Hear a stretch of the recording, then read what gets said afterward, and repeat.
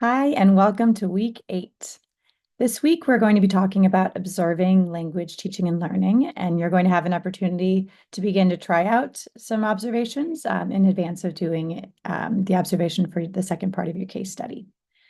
So now that we've finished part one, where you've had a chance to talk with a language learner and think about the way that theories of second language acquisition and the different concepts we've been learning connect to that learner's experience, we're going to be transitioning to thinking about how SLA researchers learn about language learning in real life environments.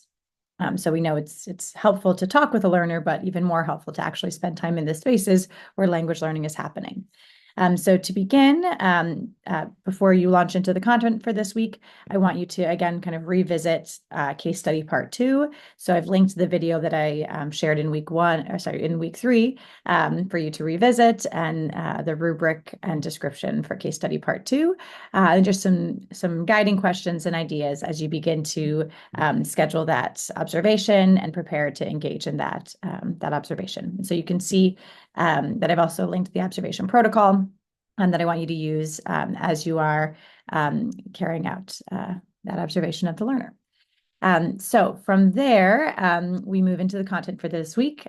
So we're going to start by learning about some different techniques for observing language teaching and learning, and different approaches that researchers have used and things that they have focused on over the years in their studies. So you'll be reading one chapter from our Lightbound and Spada book, where you'll be introduced to some of these different approaches. There are a couple different activities in the book, and I want you to try at least, so there's 2 activities that involve comparing 2 different approaches, and I want you to try at least one of them. You can do it in your book, or you can download a Word document I created with the tables and try it on the Word document. And you will be sharing that in the discussion board and reflecting on it. So that gives you one technique, one approach for analyzing language learning in classroom spaces that's a bit more structured. And you'll also be comparing 2 different tasks or 2 different classroom settings as you try that out. And that chapter also includes 14 different study summaries, so you can learn a little bit about the types of research that has happened in classrooms. And one of the ones that's summarized will be the study that we read about in more depth for the next step. So moving into that, I selected an article from Kelly Toohey, which was an article that I read when I was a graduate student and just found so powerful and impactful for my own thinking about how to structure really meaningful language learning spaces for students who are learning English as a new language.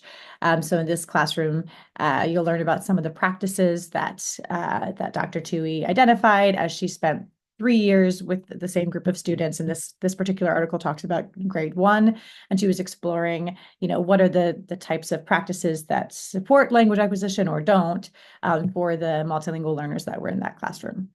So I hope you find it as powerful as I did many years ago. And then you have a choice this week for one additional article that you want to read from several that I've provided. All of them are studies of language learning in classrooms. Some focus on elementary, some on secondary contexts, some are in bilingual contexts, some are in English learning contexts. So choose the one that is most interesting to you. And as you're reading, think about kind of both the methods that they're using, how they're gathering information about the classroom, but also the findings, kind of what they learned from engaging in that classroom-based research.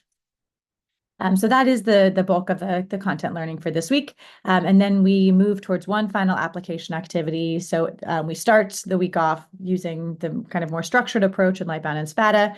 Then we'll move towards this activity in which we're going to be using just a simplified version of the protocol that you'll be using for your observation, and watching a short video, about 4 minutes, where you observe a bilingual program, Spanish-English bilingual program on the Spanish side, as the preschool teacher teaches students about pumpkins. So I've given you a student that I want you to focus on in the video, and you're going to be taking notes on what the learner is doing, or kind of what the teacher is doing that the learner is engaging with, and then what the learner is doing with language. And so this is just a way for you to practice that observation, what it's like to do an observation and take notes as you observe.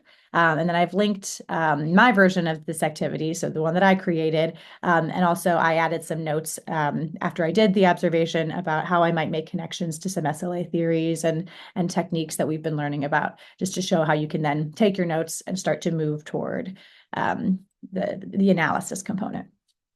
So that moves us to the discussion. So for your discussion this week, you're going to be uploading both of those activities, the one from the Lightbound and SPATA text and the one where you're analyzing the video. So you can just upload those as attachments. And then there are 3 reflection questions that you'll be thinking about, one focused on the activity, one focused on the TUI article, and one focused on whichever article you picked as your additional article.